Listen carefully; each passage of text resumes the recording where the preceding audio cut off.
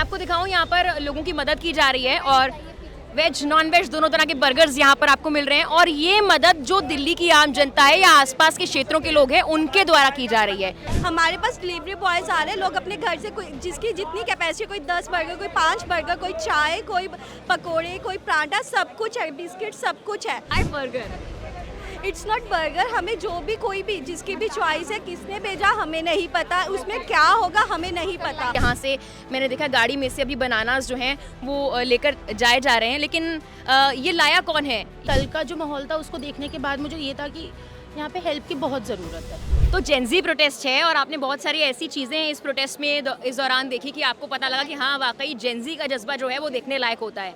मैं आपको दिखाऊं, यहाँ पर लोगों की मदद की जा रही है और वेज नॉन वेज दोनों तरह के बर्गर्स यहाँ पर आपको मिल रहे हैं। और ये मदद जो दिल्ली की आम जनता है या आसपास के क्षेत्रों के लोग हैं उनके द्वारा की जा रही है। क्या नाम है आपका? मेरा नेम सलोनी है। सलोनी, ये जो स्टॉल लगाया है, ये सबसे पहले तो मैं एक सवाल पूछती हूँ, why burger? It's not burger, हमें जो भी कोई भी जिसकी भी चॉइस है, किसने भेजा हमें नहीं पता, उसमें क्या होगा हमें नहीं पता। हमारे पास डिलीवरी बॉयज आ रहे हैं, लोग अपने घर से कोई जिसकी जितनी कैपेसिटी, कोई 10 बर्गर, कोई 5 बर्गर, कोई चाय, कोई पकोड़े, कोई पराठा, सब कुछ है, बिस्किट सब कुछ है।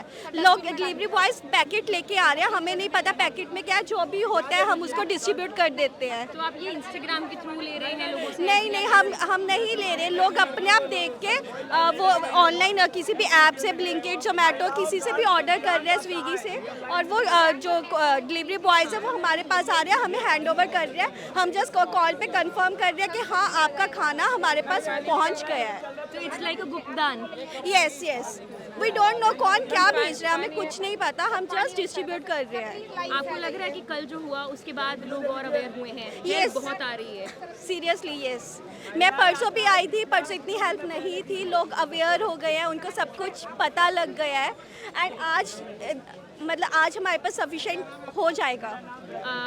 आप उन लोगों को कुछ कहना चाहेंगे जो सोशल मीडिया पे बार बार ये पिंच कर रहे हैं कि फंडिंग कहाँ से हो रही है, खाना कहाँ से आ रहा है, बर्गर कहाँ से आ रहा है? करने दो, लोगों ने बहुत कुछ कहेंगे और कह भी रहे हैं, फ़र्क नहीं पड़ता। इट्स अ पीसफुल प्रोटेस्ट और हमें नेगेटिव बातों पे ध्यान देना ही नहीं है।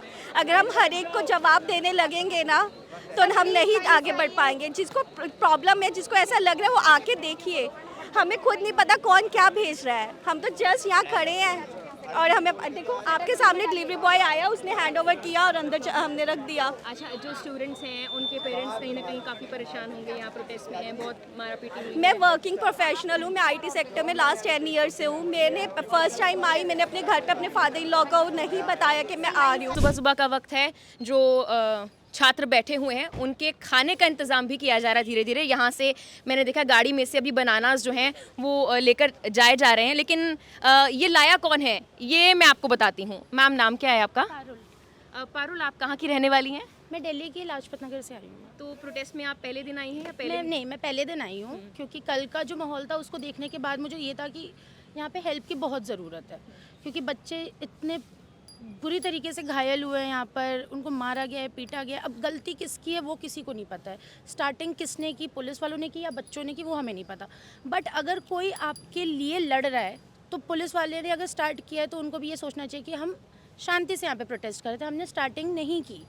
अगर हमारी गलती है तो वो आराम से बताएं हमें ये, बट लाठी चार्ज करना, किसी को घायल कर देना, किसी का सर फोड़ना, किसी की मौत हो जानी, ये बिल्कुल सही नहीं था यहाँ पर। तो इसीलिए हमने सोचा कि अब सुबह का टाइम है, बच्चों को या फिर जो भी हैं, बहुत बूढ़े लोग भी आ रखे हैं यहाँ पर, तो उनके लिए कुछ भी अगर हम कर सकते हैं तो मैं इसलिए यहाँ पे आई हूँ। क्योंकि मैं खुद अपना एक NGO चलाती हूँ, उमा साहब मेमोरियल ट्रस्ट के नाम से। तो हम ऐसे ही सारे गरीब बच्चे हैं जो भी है, जिनको जो पढ़ नहीं सकते हैं, जो मतलब फाइनेंशियली स्टेबल नहीं है, बीमारी के लिए मैं उनकी हेल्प करती हूँ। मैम, एक सवाल ना बार बार सोशल मीडिया पर पूछा जा रहा था, ये जो लोग हैं इनके लिए खाना कौन ला रहा है, फंडिंग कौन कर रहा है, इनको कौन सुविधाएं, थोड़ी बहुत सुविधाएं यानी कि नीचे ज़मीन पर बैठे हैं वो सुविधाएं भी कौन दे रहा है? आप जैसे लोग इनको खाना खिला रहे हैं और तब भी फंडिंग के सवाल उठ रहे हैं, क्या कहेंगी? मैम, ये सिर्फ़ और सिर्फ भड़काने वाले काम है। अब अगर कोई ज़मीन पे बैठा है उसको अगर आप सुविधा बोलते हो तो सबसे गलत चीज़ है। यहाँ पर सुविधा जब होती है, अगर हाँ AC लगवा रखा है, चेयर पे बैठे हुए, तब वो सुविधा मानी जाती।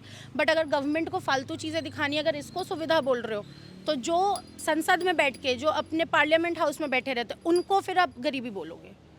वो सुविधा होती है जहाँ पर आप AC में बैठे हुए हो, 24 घंटे आपको आगे पीछे नौकर लगे हुए हैं, आपको खाना दे रहे हैं, हर जगह आपके साथ घूम रहे हैं, उसको सुविधा बोलेंगे। यहाँ पे बच्चे बारिश के मौसम में भी कचरे में भी बैठे पड़े हुए हैं, रात भर बारिश हुई है तब भी वो वहाँ पे बैठे, तो अगर आप उसको सुविधा बोल रहे हो तो फिर क्या ही बोल सकते हैं गवर्नमेंट को।